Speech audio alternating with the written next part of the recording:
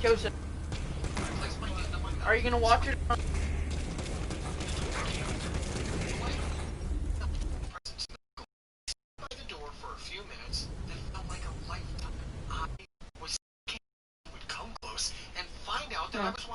Okay, I'm inviting you here.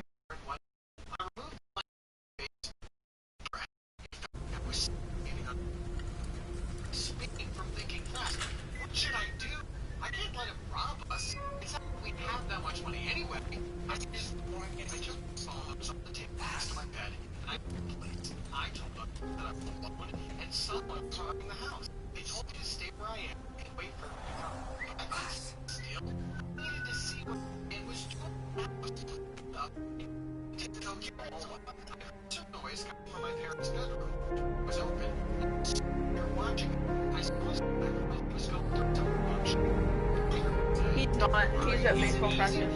The kid is sleeping. I'm taking the jewelry now. What? Yeah, the Smiths are next Sunday. The Smiths? OMG, he's going to rob Lauren's house. Lauren was the head cheerleader, and as all cheerleaders are, she's so hot and beautiful. Her parents are the wealthiest in our town. The combination of these two led her to get tossed onto the helicopter. I had a huge crush on her. All of us did, actually. But she only dated college boys.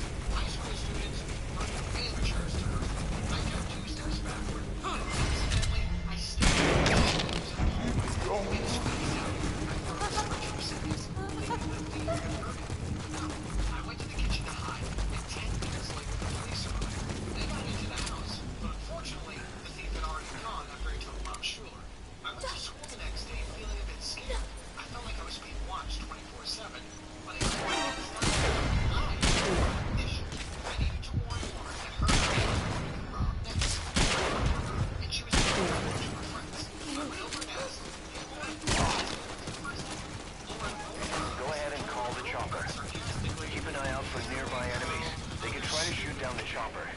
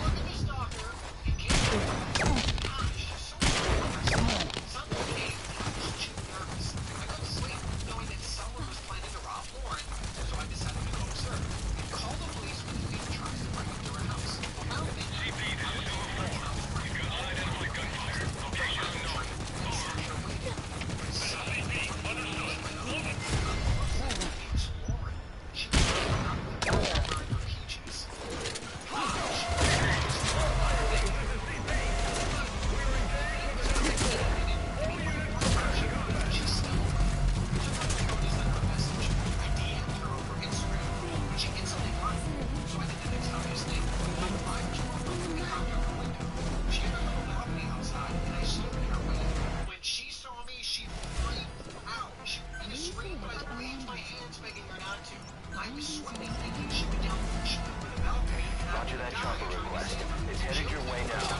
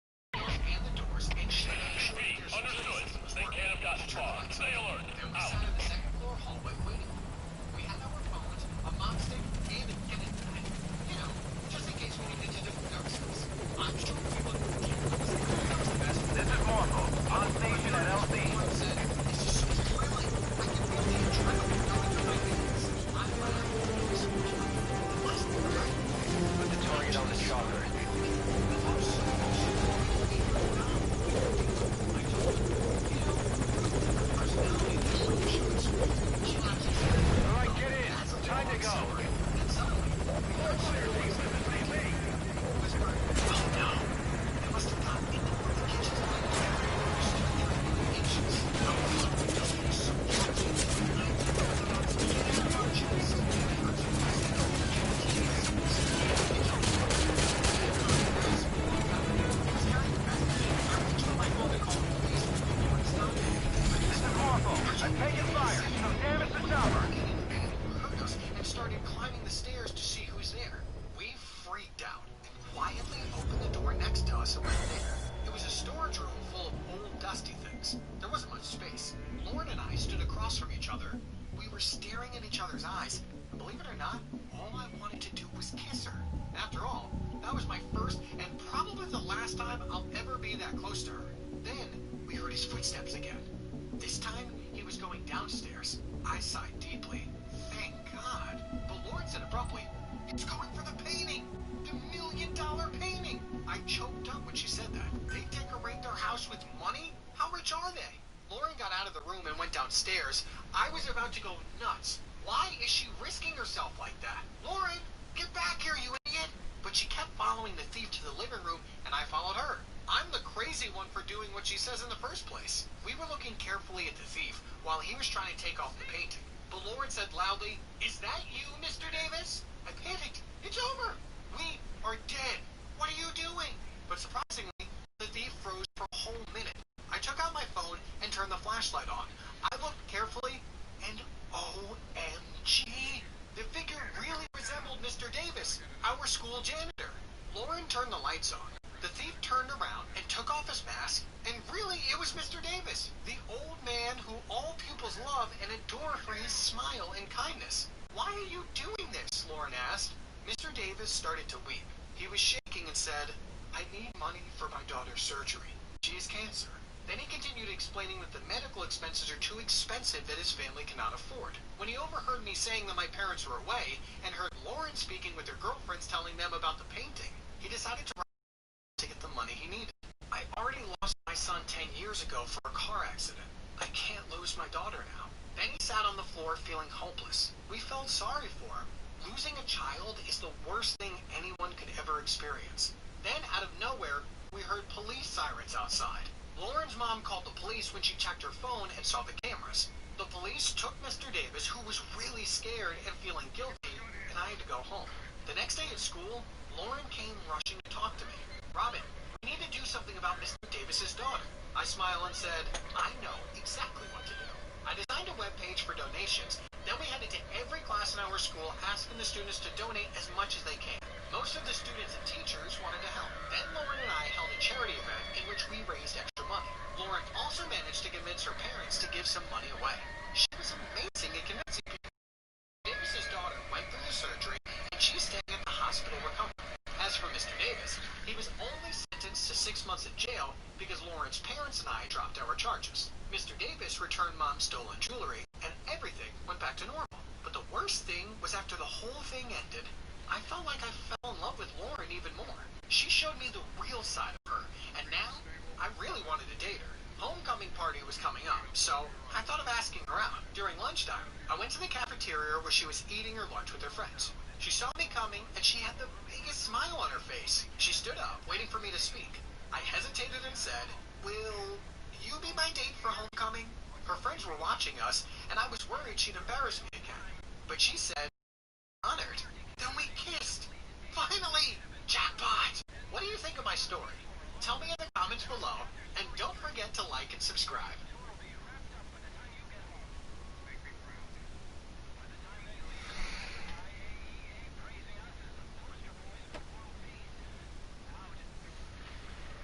Hi, my name is Sue, and this is the story of what happened to me just over 6 months ago. It changed my life. I was in my second year at college studying art. I always really liked painting and drawing since I was a little kid. I always got lost in my work. Mom said I needed to get out more, socialize, but the truth was that I didn't have friends. I didn't really fit in. My clothing was mainly black, and I used the usual makeup and adornments most girls in college wore. Mom tried to make me look more ladylike, said I could be gorgeous if I tried, but I didn't care how I looked. Well, not really. There was this one boy called Jamie in one of my courses that was hot, but he was way out of my league. I hung out with Trish, my only friend.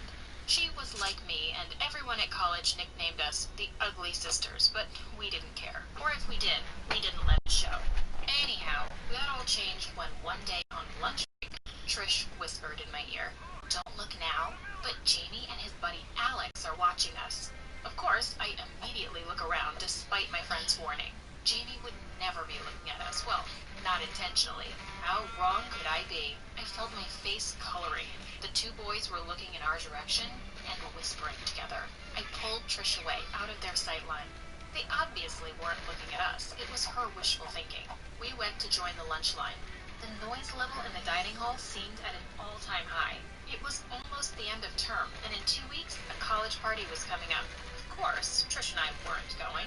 We had no date. Anyway, we got our food and sat on a table away from the others. I was just tucking into a vegan burger when Trish looked up, almost choking on her salad. "It's them! They're looking at us again," she gasped. This time, I didn't turn around.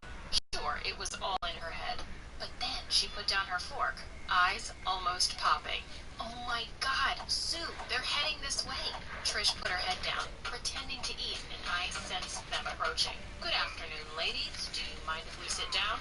My heart was racing 1,000 beats per minute as Jamie and Alex took seats next to us. "Well, what do you want?" Trish said with her snobbish tone. "Does there have to be a reason for sitting next to two lovely ladies?" Alex smiled a sickly smile that should have told me he was up to no good. "It's my birthday at the weekend, and I'm having a pool party. I wondered if you two would like to come," he asked. Trish looked at me and frowned. "I'm afraid we're busy." She spoke for both of us, but I was already lost in thoughts of Jamie sitting next to me. But I didn't dare to look at him. "Well," the sound of my voice startled me as if I was thinking out loud. "I'm free." I could hardly believe my words. Alex turned his attention to me. "Hey, that's great. It's 2 p.m. on Saturday. Here's the address." He handed me a piece of paper. Even though everyone knew where Alex lived, it was the biggest house for miles around. "See you Saturday. That includes you too, Trish, if you change your mind." The two stood to leave, and I managed to turn and look at Jamie. He seemed awkward but gave me a half smile. As soon as they were out of earshot, Trish went mad. "Why on earth did you agree to that? A pool party? Everyone will laugh at us. I'm not wearing a bikini." I'd never been excited about anything in my whole life. For once, my art didn't matter, and all I could think about was the party. It was only then that I looked in the mirror and noticed how boring I looked. I hadn't cared before, but now, of course, Trish made it totally clear that she wasn't going to swim. And when I called for her on Saturday morning, she was still wearing her usual oversized t-shirt and pants. "You're wearing makeup." It was the first thing she said as she opened the door. It was true. I had used a bit of Mom's foundation and mascara. Trish made me feel like a traitor. Well, I thought I'd make a bit of an effort, I answered somewhat sarcastically, looking at her shabby clothes and unbrushed hair. She looked more scruffy than usual, and I knew she'd done it on purpose. That's the first time we'd ever really argued, and we set off for the party in silence. Alex's house was even bigger than it looked from the outside, and they had a half-covered full-size pool. All the beautiful people were there, and as Trish and I approached, I thought perhaps she'd been right. We didn't belong there. We shouldn't have bothered. But then Alex appeared and called to us as if we were his long-lost friends. He took us to sit around the pool, and I could see everyone started laughing, but they put a towel on the lounger. I felt slightly awkward taking my clothes off, especially in front of these people. But I knew behaving girls me critically up and down and shrugged while the boys raised their eyebrows in admiration. It was a weird feeling, but I liked it. I wondered if Jimmy had seen me, but I didn't dare to look. I laid on the lounger and felt sorry for Trish. She put on her shades and was comfortable and started to read a book, or at least pretended to. I could feel her eyes on me. She had for me to her cup. I closed my eyes and soaked the sun for a while, daydreaming. 10 minutes seemed to cloud over. Opened my eyes, Jamie standing over me. "Hi, can I get..." I could hardly speak, but nodded and tried to smile. "You too, you, Trish?" She grunted, and he went off to fetch the lemonade. Trish looked over her glasses at me. What's he hanging around for? I shrugged. I guess he's just trying to be friendly? Trish snorted. Those two are nothing. Just be laughed. She was so paranoid. I'd never been happier. Jamie returned with the drinks, and when he smiled, I swear my heart melted. Swim? Trish coughed and sputtered on her cold. Trish, for a hard to say anything.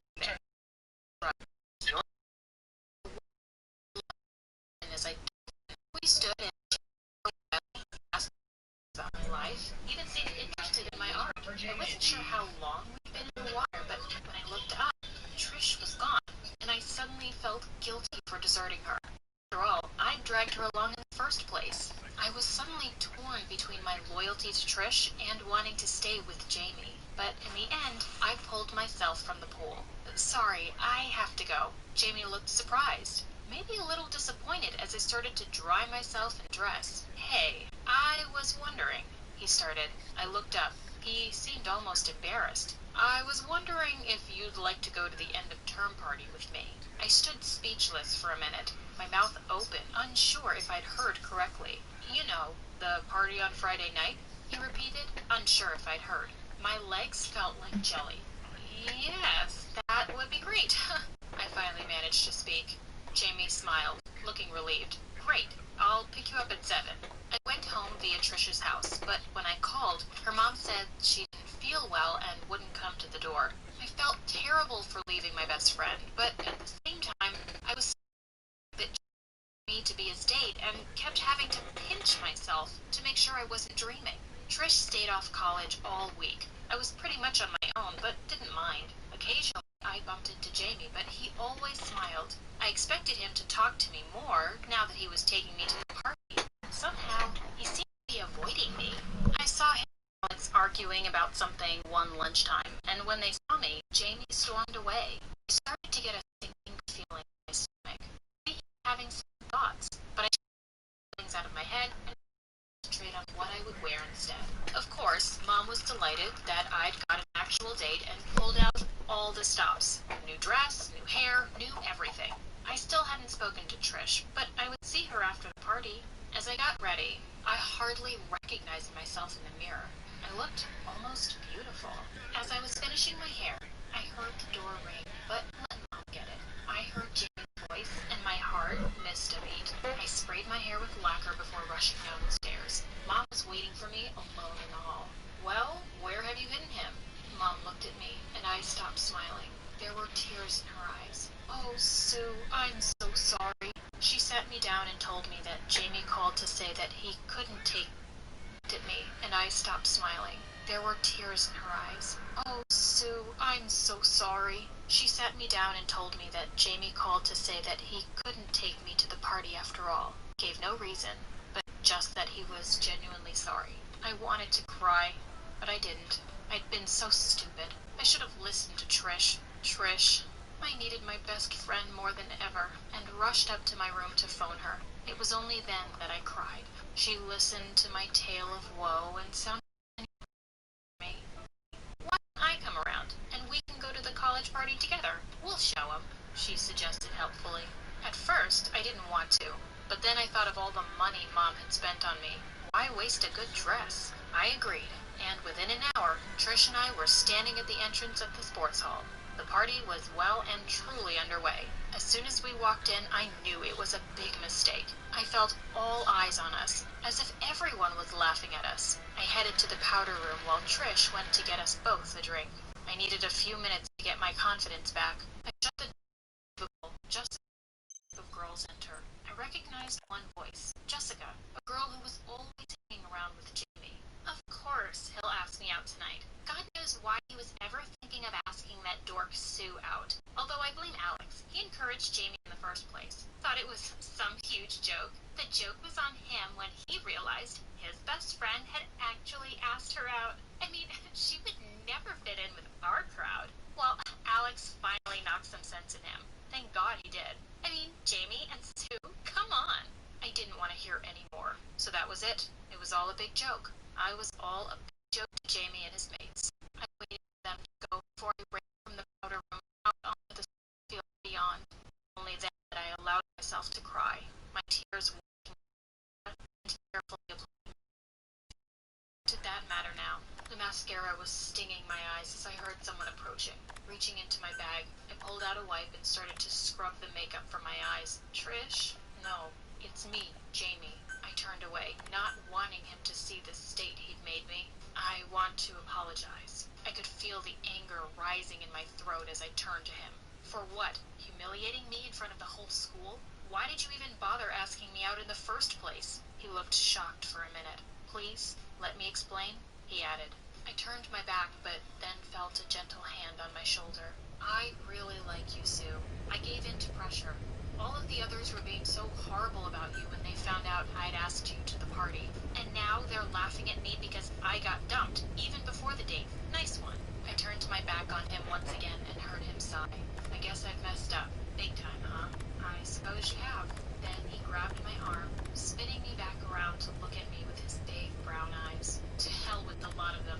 Let's make amends. Will you come back to the party with me, as I did to him, with streaky eyes? Like this? He laughed. You look beautiful, and I'm proud to have you on my arm. Although, you might want to fix those black smears before we dance, huh? I took his arm. My head was confused, although my heart was only thinking one thing. He really likes me. We shared our first kiss that night and have been dating ever since. He no longer hangs about with Alex, and we have our own friends. Even Trish has smartened up and has a date. We even double date together. Life has changed so much. For the better.